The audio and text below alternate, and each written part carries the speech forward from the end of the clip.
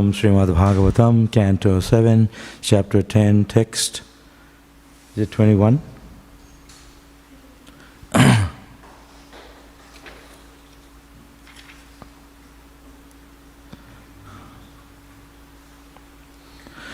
Bhavanti Purusha Loke Bhavanti Purusha Loke. Is that the right?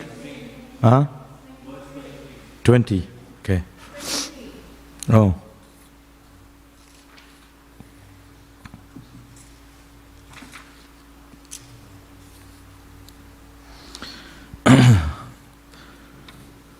Canto 7, Chapter 10, Text 23, Śrīmad Bhāgavatam. Pitryam cha sthanam athistha Pitryam cha sthanam athistha Jathaoktam brahmavadibhi Jathaoktam brahmavadibhi Maya aveshyamanastata Maya aveshyamanastata Kuru karmani matparaha Kuru karmani matparaha Pitryam cha sthanam atistha Jathoktam brahmavadibhi Maya vesha manastata Kuru karmani matparaha Pitryam cha sthanam athistha Jathoktam brahmavadibhi Maya vesha manastata Kuru karmani matparaha.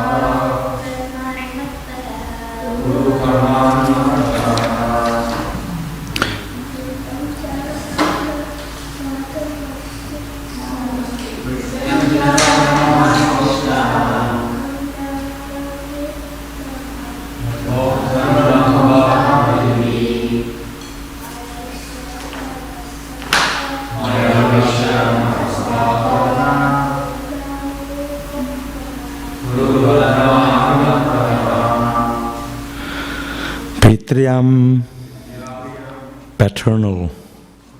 Cha, also.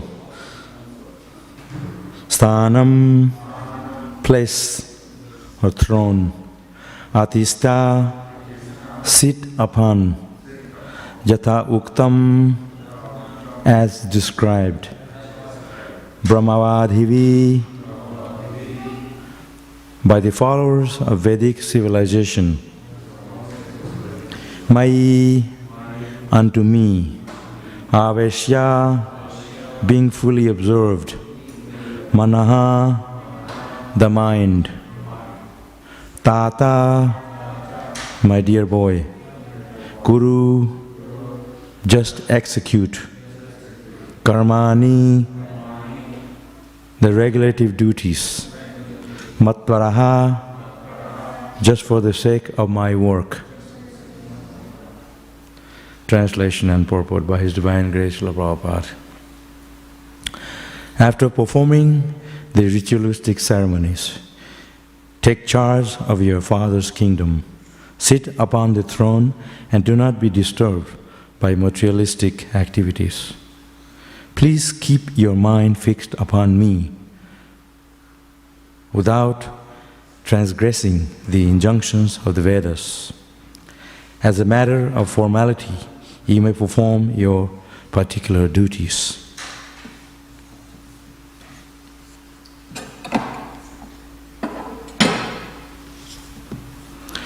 Purport.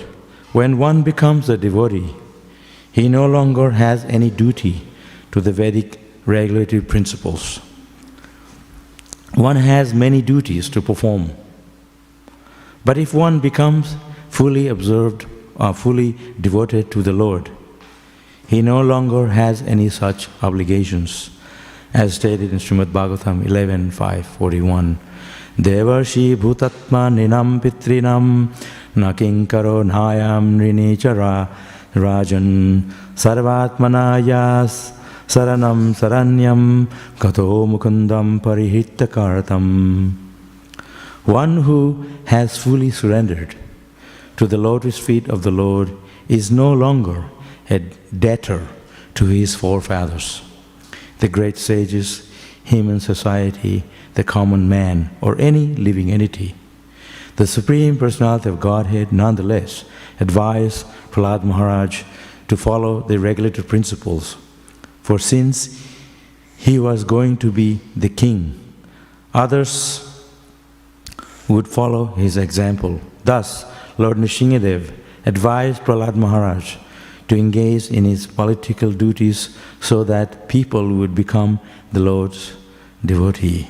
Jad jad achariti srestas tattad devataro janaha sayat pramanam kurute lokastad anuvartate.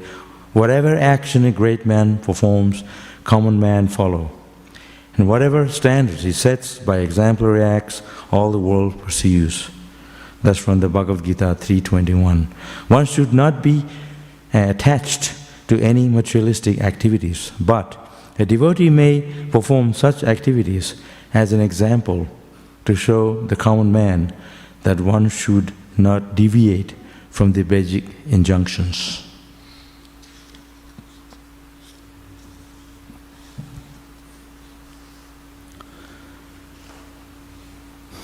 So here we know, Prabhupada very nicely explained the actual duty of the devotees, particularly.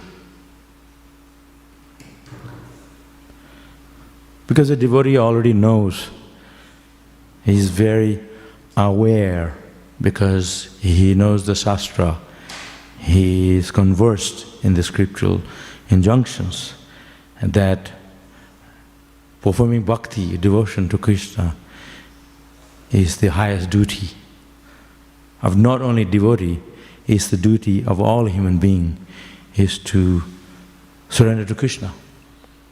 Just like it says here, surrender to the Supreme Lord. And there's a method for that. And particularly,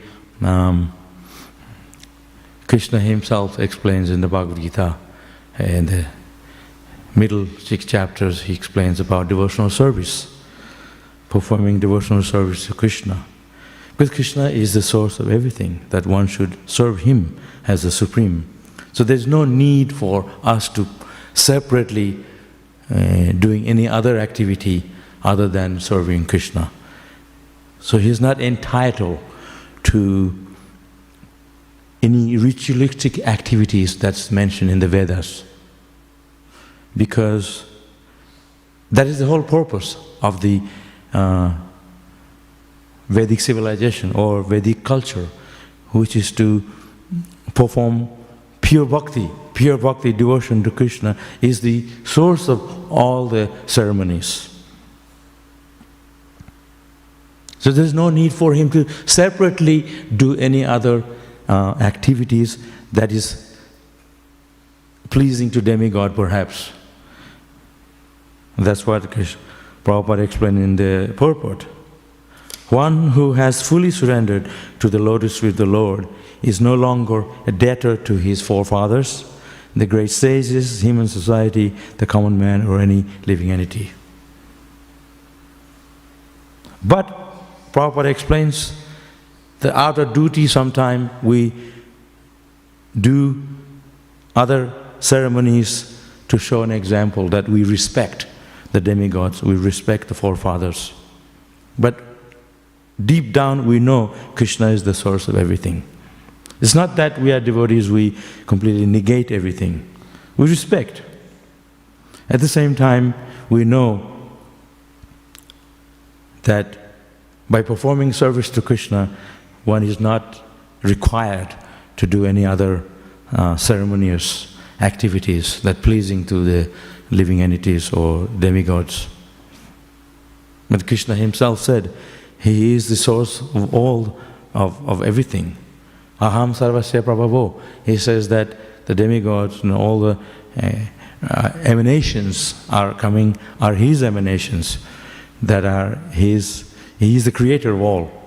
There's no need to separately worship. That's why Krishna himself, when he came, he performed his Leela by lifting the Govardhan hill, and he encouraged the Brajabashis of Vrindavan to not worship Indra and to worship him instead.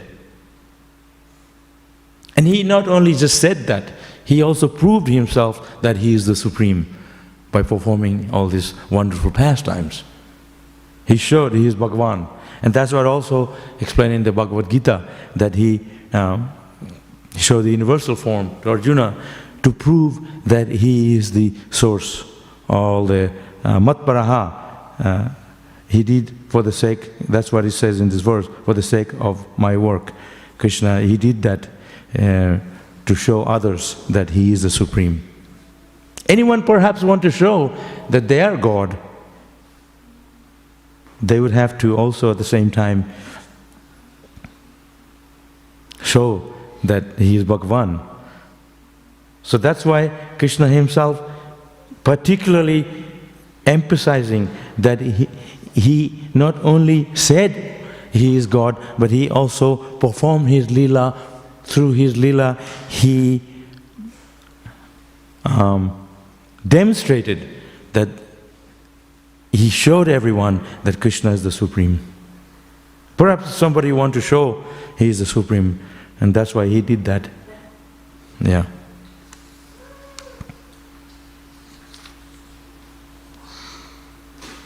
You see, if one is not Krishna's devotee, there's so many things he has to follow. There are 33 million demigods.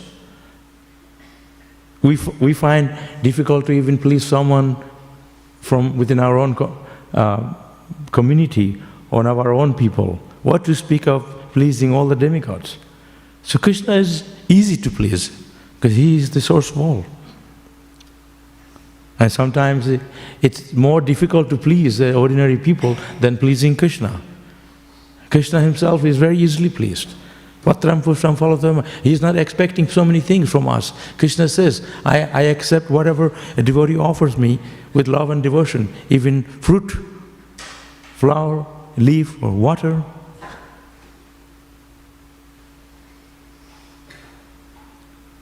See, he is so easily pleased. If his devotee is easily pleased, what to speak of Krishna? Krishna is most easily pleased. And he himself purposely accepts our service because he is giving us an opportunity to serve him. Not only us, to everyone, to all the living entities. So when we have all the facilities to serve Krishna, that's a facility. That's all Krishna's mercy, that we can have a temple and all the ingredients to serve Krishna. If somebody doesn't have anything to serve Krishna, but from within his heart, he is desiring to serve Krishna, Krishna is equally pleased, actually.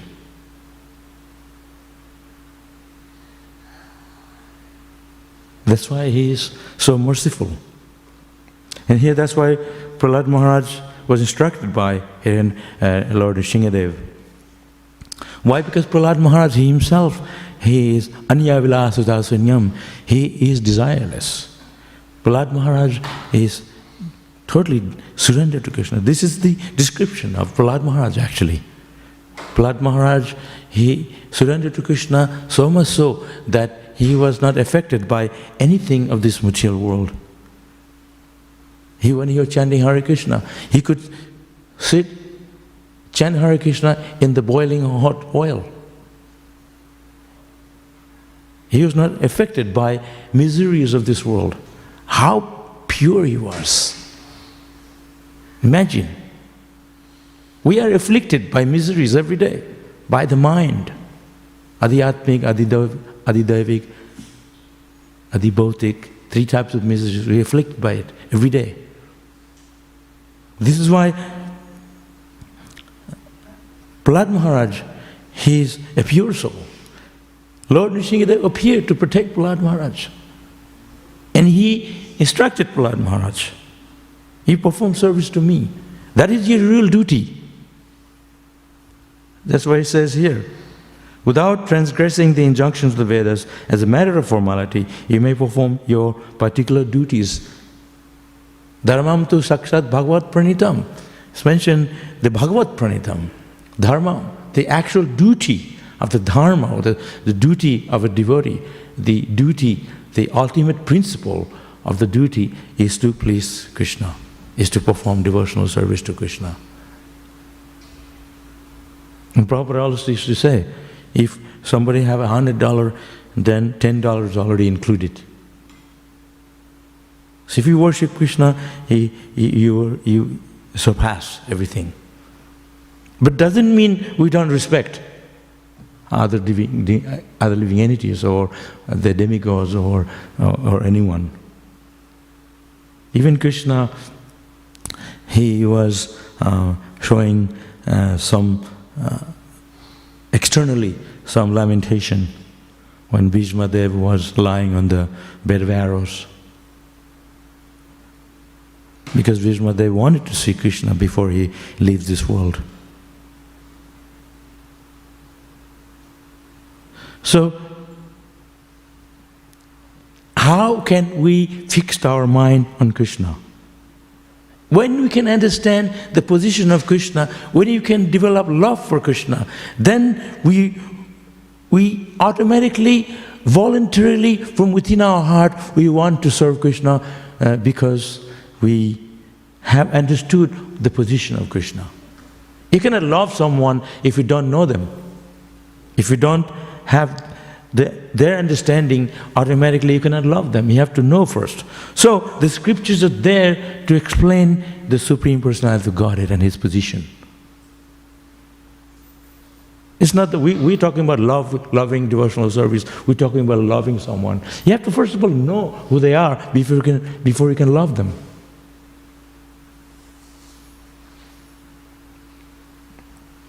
So, at the same time, a devotee is fully in knowledge.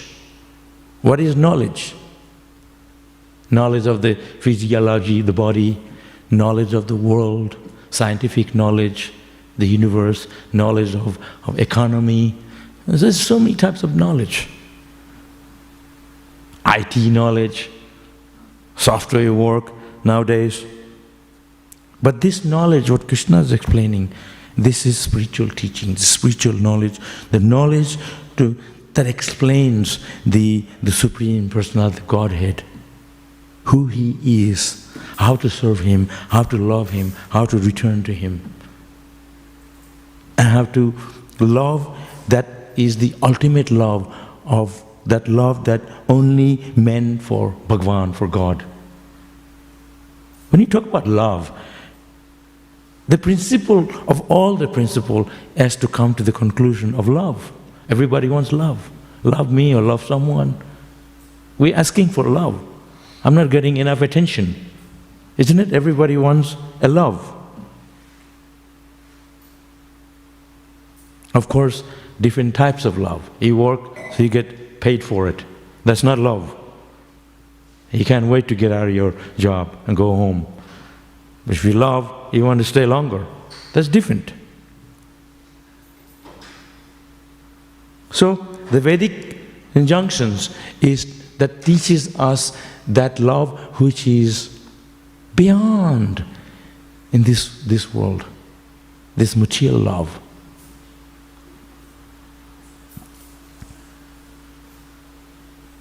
Bhaktamam avijanati, Krishna says in the Bhagavad Gita that one can know me through devotion.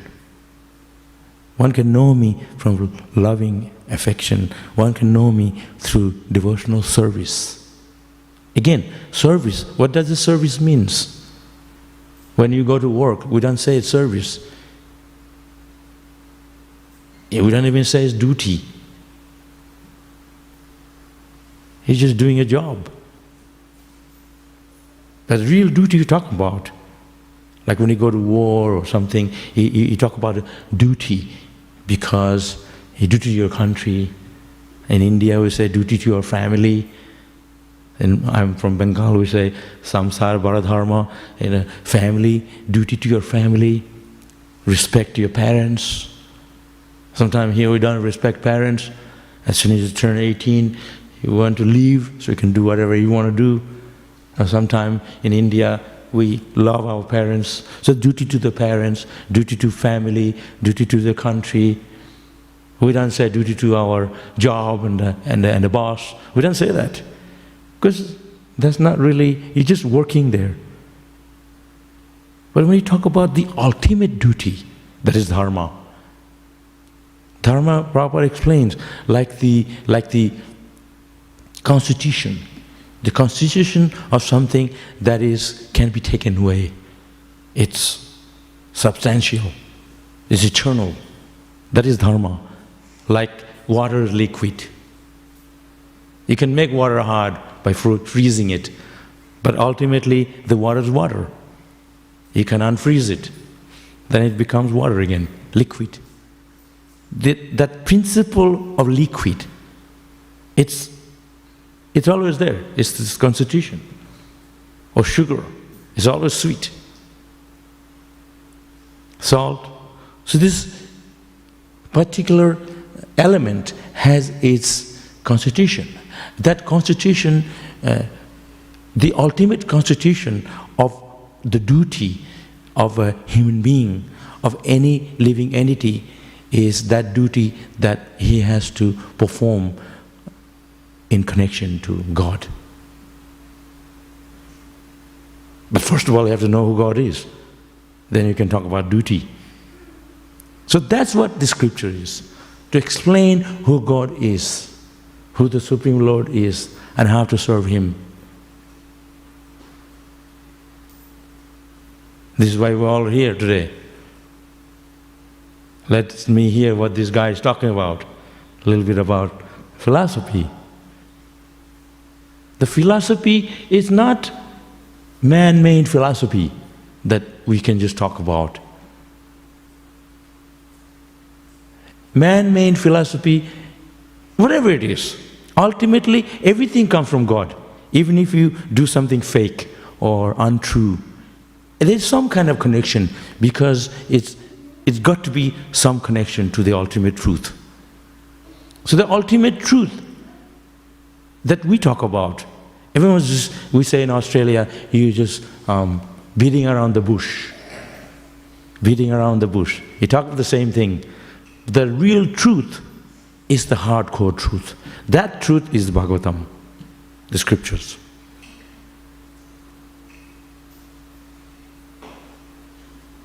So we're not talking here something that we're making up. It's very difficult to make something up, and so it's not like you get on the stage and you entertain people by making jokes, because people are so unhappy, you have to make them laugh and bring some jokes. But a devotee of Krishna, he is ultimately satisfied within, because he understands that the pleasure one gets in the deep in the heart, that pleasure is coming from God. by being in connection with God, by being in connection with Krishna, the Supreme Lord. Krishna is the emblem. Krishna is the source of all the happiness. You see here Krishna on the altar. That the form of Krishna is the form that resembles all happiness. When you have some form of someone, that he may be holding a pen, or holding a knife, or holding a club, or some sort of things that make you work. But Krishna is playing flute. Who in the world goes to work with a flute with his hand? Because Krishna is the supreme reservoir of all pleasure. He doesn't need to work. So similarly, his devotees that are connected with him, everything that we do for Krishna is also connected to that happiness. It's a devotional service. We work very hard. But how you can say, you're chanting Hare Krishna, Krishna is just playing flute and you guys are working so hard. Previously people used to say, you guys, Hare Krishna don't work hard enough. Get a job. But we work more hard for anyone. So how can we get that happiness while Krishna is just playing flute? That means he's using us to serve him, cook for him, put him in the altar, dress him. No, actually not like that. He is, at the same time, if you can understand this philosophy, where do we get our energy to even function our body? There is this inner energy that emanates from within. Bhumir apo nalo vayu.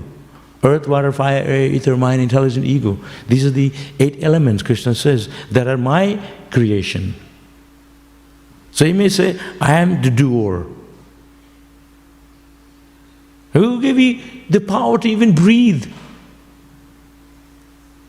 So that's why here, if you can actually understand this concept of Bhakti Yoga, the philosophy of devotional service to Krishna, then automatically we can sit here and meditate on Him, fix our mind on Him.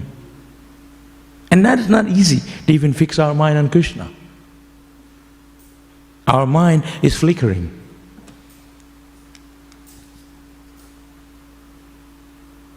That's why last couple of years they had the COVID.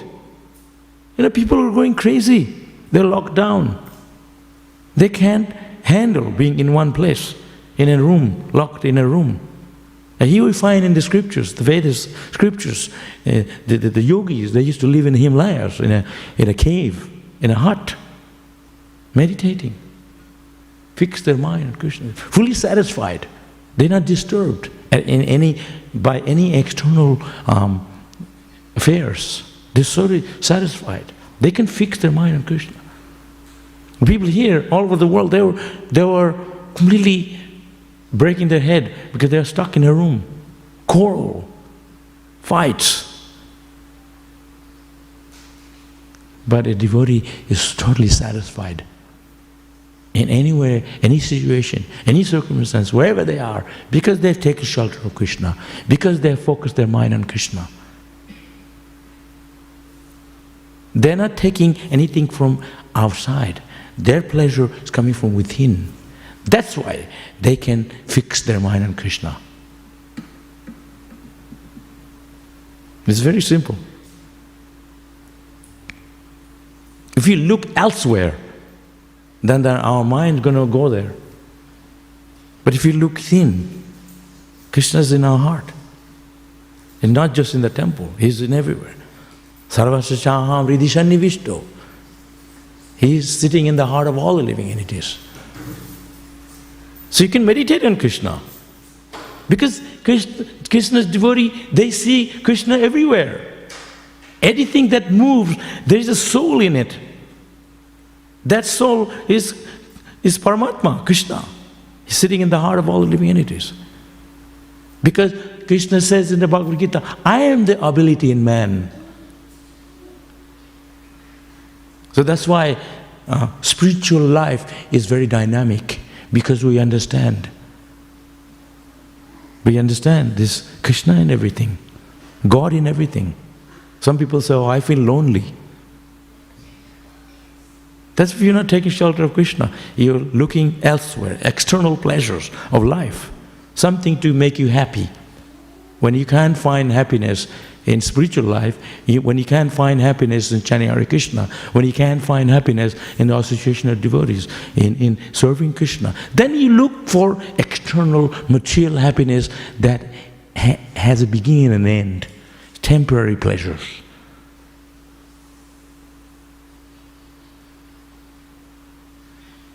This is why there is suicidal in the world. Why is suicidal? Because there's nothing to grasp onto. There's nothing they can hold on to. There's no alternative in life. They are looking elsewhere. Among the young people, I've just been in Gold Coast last weekend. You saw the video I posted. Hundreds of young kids came from New South Wales, and then they changed the group from Queensland.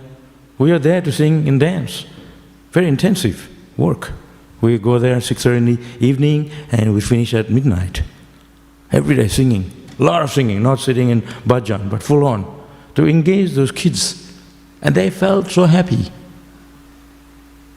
You know, they have already a program for them in a stage inside. They all came out and they were joining us. I have the videos, singing with us. Almost 99% of those kids are on drugs. They're very unhappy. But they loved chanting Hare Krishna. But we also have to be there for them, engage them. And not just a talk. So the whole process of Hare Krishna movement is to engage people in his Krishna service. That's the definition of love. Definition of love is to, as Krishna says, those who preach my glories are very dear to me, and not just simply sitting here. The temple is here so people can come and see the beautiful form of the Lord, dressed so nicely, appreciate. And then they want to know a bit more about Krishna and the activities we do here. So the whole idea of the Hare Krishna movement is how we can give out this knowledge, spiritual knowledge of Śrīmad Bhāgavatam. It's not just for us. This is the month, Govardhan was talking about it yesterday. This month is we are distributing books, Prabhupada's books, in a massive distribution all over the world. We call it the book distribution drive or marathon. We're giving these books because it's not ordinary books. We're not going out and giving everybody some mundane sense pleasure books. We're giving knowledge. When you study these books, you'll know, wow, this is what I meant to do. You'll find peace, shanti, happiness. Most of the people that came to Hare Krishna movement from reading these books. What is it that books that you give up all your enjoyment, TV, your girlfriend, your work, just by reading these books? Because these books provide such deep knowledge that you want to take shelter of Krishna. And we are working hard to go out every day to distribute these books. Because the humanity today, the society, full of unhappiness, misery, full of misery, war, disease, all kinds of disease, every day new disease every year, war everywhere, suicidal. We can openly say it, that modern society is leading to total madness, and it is. We can see it. You go out there, Monday morning, people are not happy. Train full of people, bus full of people, going to work. And then on the weekend, Monday again. That's not life. So, this is why we distribute these books. It's a very serious thing. Human life is meant to understand, to perform our duty to Krishna, duty to our life, duty to Bhagavan. What is our real duty? We're just simply going around. That's not gonna. And then we die at the end. We're leaving to die, actually. We're maintaining our body so that one day we can die. We work, build a home, this, that, and then die in the same home. All your belongings and your property will remain here. So everyone is working hard to die. Doesn't make sense. So that's why teachings of the Bhagavad Gita, teaching the scriptural knowledge, is to awaken us. Awaken to the realities of life. Om Anganati Virandasya. The spiritual teachings teaches us to awaken our ignorance, from ignorant to light. Look to the light.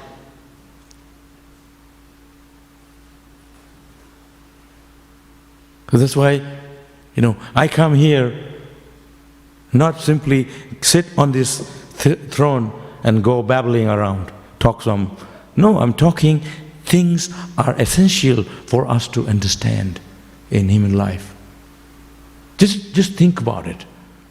Why Lord Nrsingadev told Prahlad Maharaj to meditate, to do your duty and focus your mind on the Supreme. Because that's what he was doing. So he became qualified for God himself to tell him how to meditate on Krishna. So when Krishna sees us a little bit of sincerity, then he from within will guide us, inspire us.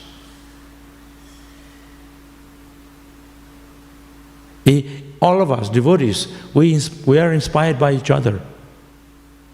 Because that's what Krishna is doing. Krishna is here in this temple to inspire us. Every day he is here in the temple. I was thinking to myself, like, if I have to sit on the throne every day, play flute, it's going to be so boring. But it's not like that. He is there, but he can move around. He is the Supreme. He is in the heart of all the living entities. But he comes in that form to accept our service. It's not a mechanical thing. You can mechanically be a materialistic person, but spiritually you cannot be mechanical. You have to be true to yourself to practice dharma, devotional service. In order to actually experience love of God, in order to experience ruchi, taste for the holy name, in order to really deeply associate devotees and relish the Mahamantra, relish the service to Krishna, you have to go deeper within and meditate. You cannot be shallow. You see, when the big bird comes to catch the fish, they can't get the ones that deep into the water, only the ones on the floating, on the top, on the surface. The ones, the big fish, they're under the water, deep down. Those vultures and birds that come to get the fish, they're just swimming on the surface. They get them. So those devotees who are deep relishing the bhakti love for Krishna, chanting Hare Krishna. So there's a process for everything. That process is not something you can just be surfacing around. You have to go dive deep into the process, devotion to Krishna. We can be just around here every day for years and years. But that's all good. But if you can go deeper, really want to make progress in spiritual life, then you have to go dive deeper within. Because the way to focus the mind on Krishna is through hard work. We can't sit, our mind is going to dwell on so many objects. Not easy. It's like we speak this for half an hour or 40 minutes. If I go more than 1 hour, you're not going to be able to sit. You're going to think of food, going to the toilet, or this or the other. Your knees start hurting, back's hurting, things come in your head. You want to go out of the temple. So many things. What you will do today, tomorrow. Mind's going to bring back memories. So these things are externally always challenging us. So he's here, focus your mind. I'm talking about this, focusing on mind, but that's not an easy thing to do. Why it is emphasized here? Because that's so difficult. If you ask a cat or a dog to sit in one place, it's impossible. A monkey. So we human beings, we have the capacity in our body. Our body is designed in a way that we can practice these things and sit peacefully and listen and understand. That's why human life is meant to cultivate this knowledge and practice. This knowledge is not meant for cat or dog. It's meant for human being. Krishna spoke the Bhagavad Gita to Arjuna. Sakacheti. Krishna says he's my devotee and a friend. Not just anybody in the street. He spoke because he is the most qualified person. So Nishingadev, Lord Nishingadev, God himself, he spoke. He gave the process or the systematic way how to meditate on the Lord to Prahlad Maharaj. Prahlad Maharaj was a 5-year-old boy. Because his determination to serve Krishna is qualified. It's not because of your age or the body. Any age you can perform service to Krishna.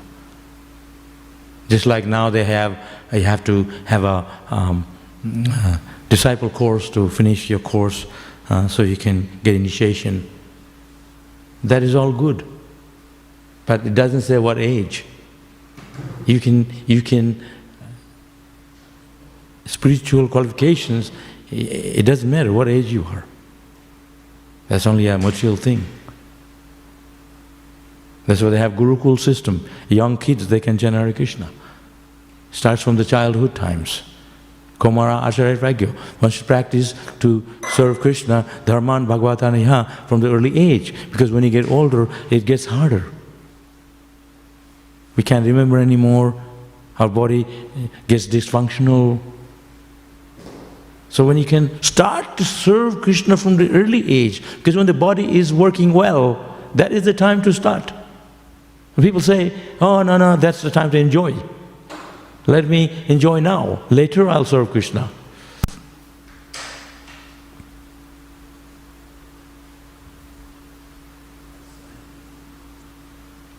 This Hare Krishna movement was started by one person, single-handedly, Prabhupada. Prabhupada is sitting on the altar.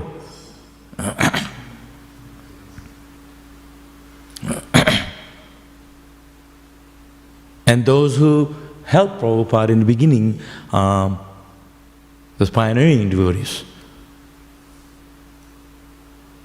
Any society, any organization, any establishment, or any business work, anything, there has to be work. It doesn't come easy. You can sit here, talk about it. The food is not going to fall on your plate. Somebody has to pick the vegetables, fruits, cook it, offer to Krishna, so many things. So the idea, that's why it says here, devotional service. Service. It's not that we are simply talking about it, but the service that makes everything go. Even though we are trying to meditate, we're not simply meditating, we're emphasizing on service. Serving Krishna. Krishna's servant, we're servant of Krishna. People can't sit all day. That's why spiritual life is full of activity. People go to the Himalayas, meditate. That was those days, not nowadays. Only few people actually do that. People wish to go down there and meditate, and then they come down here after a while because they can't do it. And then they start a family and start working, and they come back down here. So that's why our Hare Krishna temple in the big cities, not just somewhere in the mountains. So we can give people an opportunity to serve Krishna. But we ourselves are detached from within. See? So we are accepting all these things on behalf of Krishna to engage this to Krishna's service, to attract people to Krishna. That's what it means.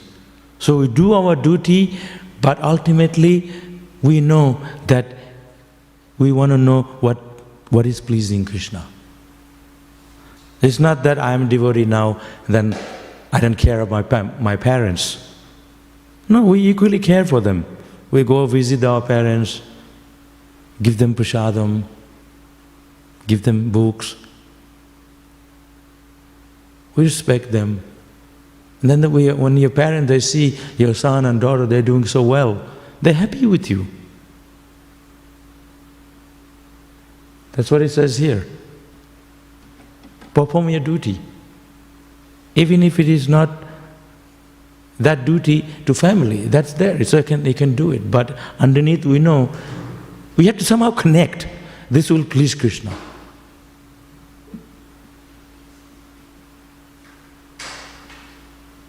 Just like I joined the Hare Krishna movement in a very early age, at the age of 6 in India. But I thought, I don't want to see my relatives. And that's so many years ago.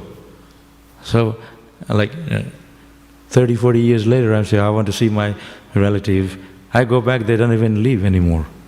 Passed away, and so long ago. We don't have to worry because Krishna will take care of them. When Dhruva Maharaj was on an airplane, he was flying to Vaikuntha in the spiritual world. And he said, before he got on the plane, he said, wait a minute, what about my mother? Because she is the one who told Dhruva Maharaj to go to the forest and meditate on Krishna. Because she's initially his guru, first guru. And then they said, don't worry, your mother is already going. It's in the plane in front of you. We don't have to worry. Krishna takes care of everything. Sometimes we are more worried than, we don't have to worry. This is why in Australia they always say, don't worry. You know it, there's nothing to worry about. It's very short term. Suffering is short term. The real enjoyment is our actual identity, enjoyment. Suffering is very less. Nobody wants suffering because our real constitution is enjoyment, is happiness. They always say, how are you? They don't expect you to say, I'm having a bad day. They expect you to say, I'm having a good day. Thank you for asking. Because that is our real nature, to be happy. So suffering is very short term, it's temporary. Who can say, give me happiness, I want to suffer forever? Nobody says that. Because our real identity is to enjoy, is to be in happiness, eternal happiness. So the suffering is very short term. We just go through that. You understand? So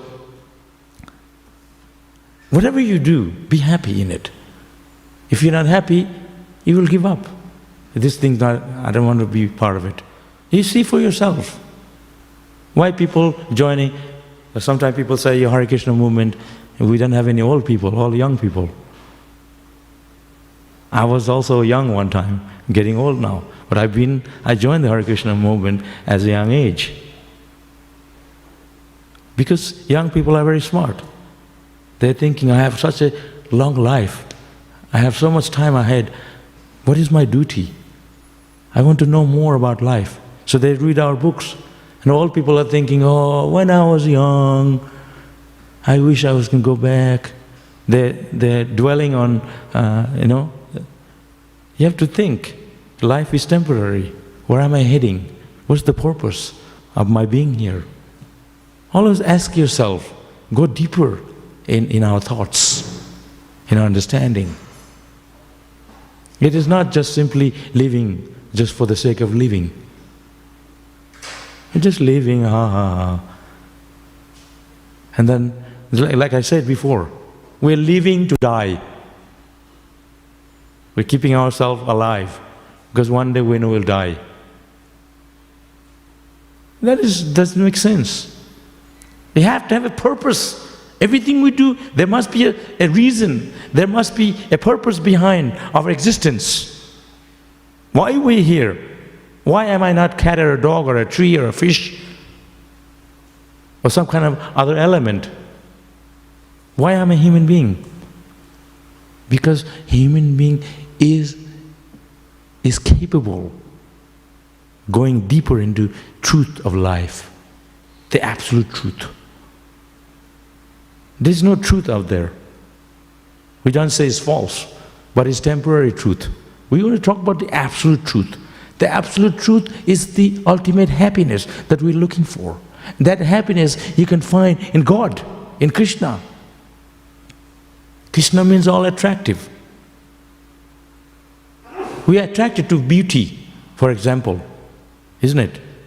We look at a beautiful girl or beautiful flower or the Mother Nature, beautiful sky, beautiful day. We are attracted to beauty. Because that is our nature to look for happiness. Things that are beautiful, things that give joy, things that are positive, things that are very bright and beautiful. Because that's what we are. And look towards that.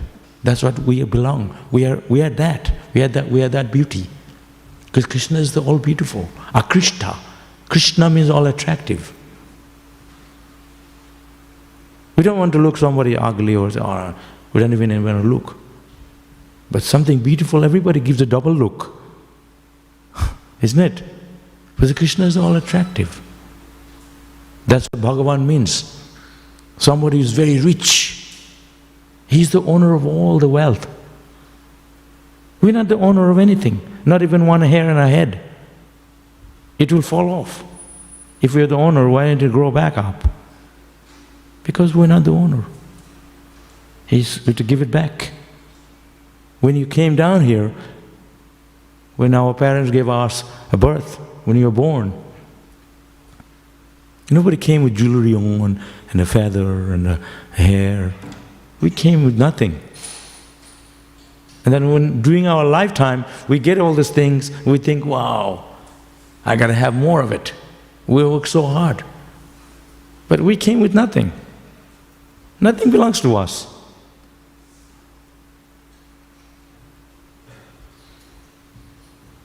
This false ego. Bhagavad Gita says false ego. False ego means you think of something that while you're having it, it's a very short-term thing. It's all in your mind. Like I'm holding this microphone. What do you get out of it? You're holding it. Or I'm wearing this garland.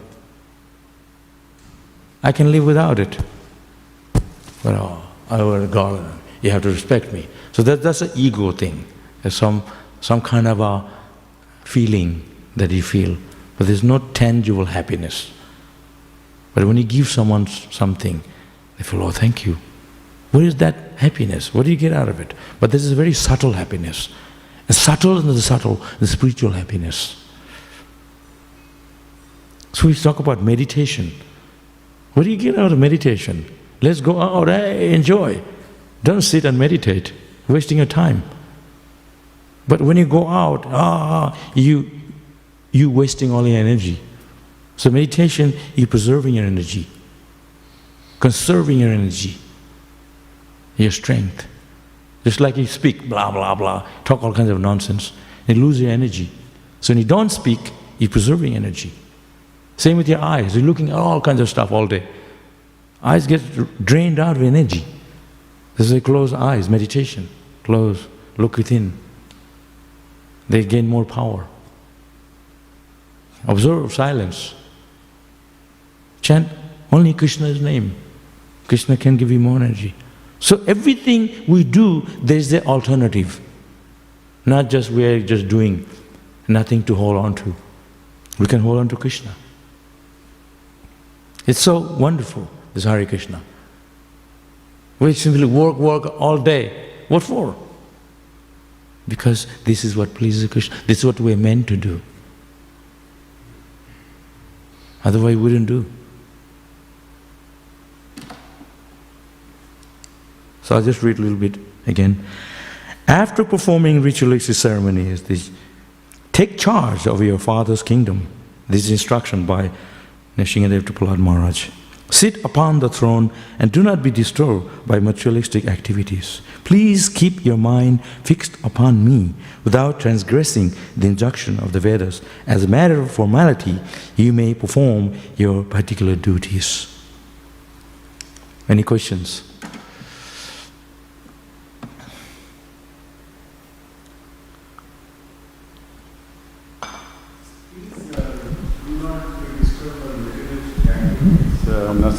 Speaking to the speaker there. Please do not be disturbed by materialistic activities. And Nrsimhadev Bhagavan is he blessing or instructing? Because Prahlad Maharaj is already at a, as we know, that very advanced level. So, is it a blessing or a instruction or instruction for us? This is instruction. Blessing, when you say, ordinary people, they ask for blessing. Please bless me. But when Krishna speaks, it's all absolute truth. It's beyond blessing. It is blessing. So instruction can come in the form of blessing. So it's like we don't punish people. But sometimes devotees, they see punishment as blessings. So depend how you see. So this is instruction to Prahlad Maharaj by Nrsimhadev, because instruction is not just his instruction. That's why he says in the purport, whatever great man does, common man will follow. So this instruction given to Prahlad Maharaj, so others can follow his example. You know what I mean? So it's not like someone who is so advanced, they don't need to do their duty. They do the duty even more nicely than others because they're showing an example. It's not that even God himself, Krishna, he used to wake up early in the morning, meditate on himself, because there's no one to meditate. He is the Supreme. But he's showing an example that others have to follow. So he's telling him, he's already pure, but he's doing his duty to show others an example. That's what it said in the purport. I'll just read to you. One should not be attached to any materialistic activities, but a devotee may perform such activities as an example to show the common man that one should not deviate from the Vedic injunctions. Let's see. It's not that I'm a devotee and I don't need to do. You can still go see your parents, you can still talk to people nicely, and so many things that, because we're not perfect devotee also.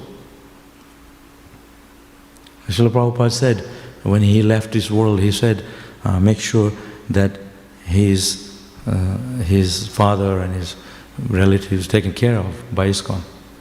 He could have said, oh no, I'm devotee Krishna. No, he's still entitled to do his duty to his family.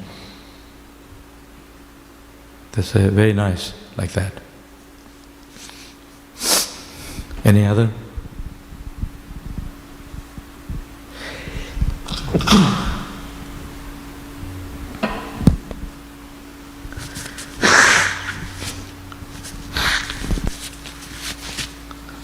I think tomorrow Maharaj is giving class. Devamrita Maharaj. I have to stop here, and because I have other things to do. Thank you very much. Hare Krishna.